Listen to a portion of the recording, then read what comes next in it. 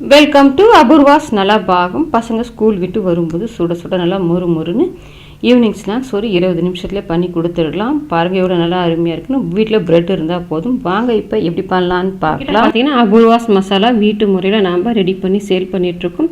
இதில் பார்த்தீங்கன்னா வாசனைக்காக எந்த விதமான கெமிக்கல் ஃப்ளேவர்ஸ் ஆர்டிஃபிஷியல் கலர்ஸ் எதுவுமே சேர்க்காமல் வீட்டு முறையில் நாம்ளே வறுத்து ரெடி பண்ணியிருக்கோம். வேணுன்றவங்க ஸ்க்ரீனில் நான் கொடுக்குற நம்பருக்கு வாட்ஸ்அப் பண்ணுங்கள், டீட்டெயில்ஸ் சென்ட் பண்ணுறேன். வேணுன்றவங்க ஆர்டர் பண்ணி வாங்கிக்கலாம். இது கூடவே சீக்காய் பொடியும் நம்ம ரெடி பண்ணி சேல் பண்ணிகிட்ருக்கோம். நீங்கள் 500 ரூபாய்க்கு மேலே வாங்கினீங்கன்னா உங்களுக்கு ஃப்ரீ டெலிவரியிலே பண்ணி கொடுத்துருவோம்.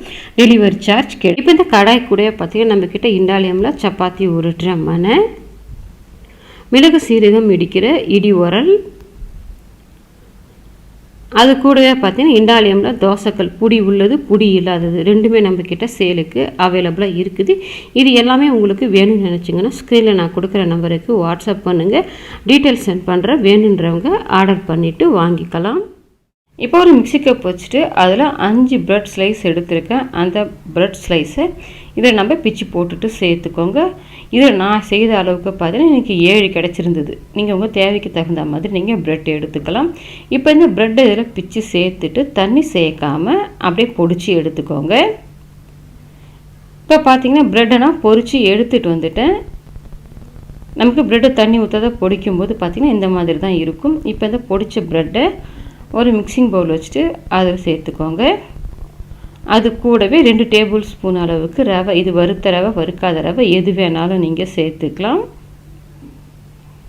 அது கூடவே 2 டேபிள் ஸ்பூன் அளவுக்கு கடலை மாவு.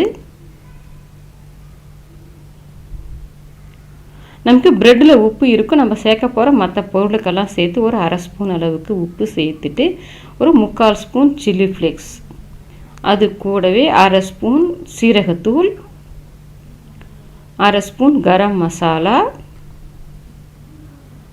பொடியை நறுக்குன்னு ஒரே ஒரு பச்சை மிளகாய்க்கு நம்ம சில்லி ஃப்ளேக்ஸ் சேர்த்துருக்கோம். காரம் சேர்க்கும்போது பார்த்து சேர்த்துக்கோங்க. அது கூடவே சின்ன துண்டு இஞ்சி பொடியை கட் பண்ணி வச்சுருக்கேன், அதை சேர்த்துட்டு 1/2 குடமிளகாய் இந்த மாதிரி பொடியை கட் பண்ணியிருக்கேன். அது கூடவே கொஞ்சமாக முட்டைக்கோஸ் ஒரு கைப்பிடி அளவுக்கு நல்லா பொடியை கட் பண்ணிட்டு வச்சுருக்கேன். மீடியம் சைஸ் வெங்காயம் ஒன்று பொடியை கட் பண்ணது, அது கூடவே சின்ன சைஸ் கேரட் ஒன்று துருவிட்டு வச்சுருக்கிறேன், அதையும் சேர்த்துட்டு பொரிய நறுக்கின மல்லி இலை இது எல்லாமே சேர்த்துட்டு நம்ம தண்ணி எதுவும் சேர்க்கக்கூடாது. தண்ணி சேர்க்காமல் இந்த பொருள் எல்லாத்தையுமே நல்லா ஒன்றா சேர்ந்து வர்ற மாதிரி கலந்து விட்டுக்கோங்க.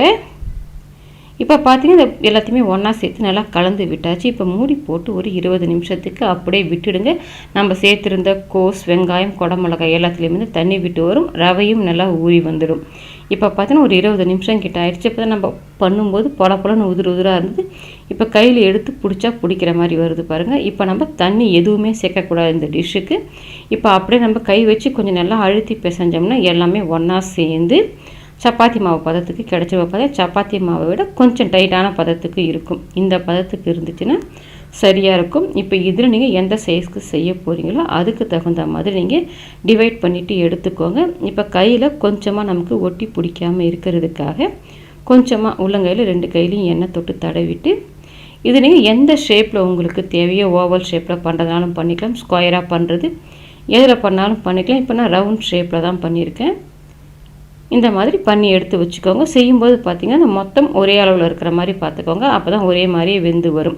இப்போ எல்லாத்தையுமே பண்ணி எடுத்து வச்சுட்டு ஒரு அகலமான பேனில் 4 டேபிள் ஸ்பூன் அளவுக்கு எண்ணெய் ஊற்றி வச்சுருக்கேன்.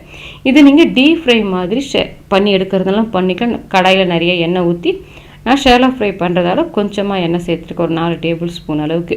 நம்ம ரெடி பண்ணி வச்சுருந்தது இதில் சேர்த்துட்டு எண்ணெய் காஞ்ச பிறகு அடுப்பை மீடியம் ஃப்ளேமில் வச்சுட்டு வேக விடுங்க. அப்போ தான் கரிஞ்சு போகாமல் நல்லா கோல்டன் கலரில் வெந்து வரும். இப்போ பார்த்தீங்கன்னா ஒரு சைடு கொஞ்சம் நல்லா வெந்த பிறகு இன்னொரு சைடு வேக விட்டுக்கோங்க. இன்னொரு சைடு வேகும் போதுமே பார்த்தீங்கன்னா அடுப்பை மீடியம் ஃப்ளேமில் வச்சுட்டு வேக விடுங்க. இப்போ 2 பக்கமும் நல்லா வெந்து வரட்டும்.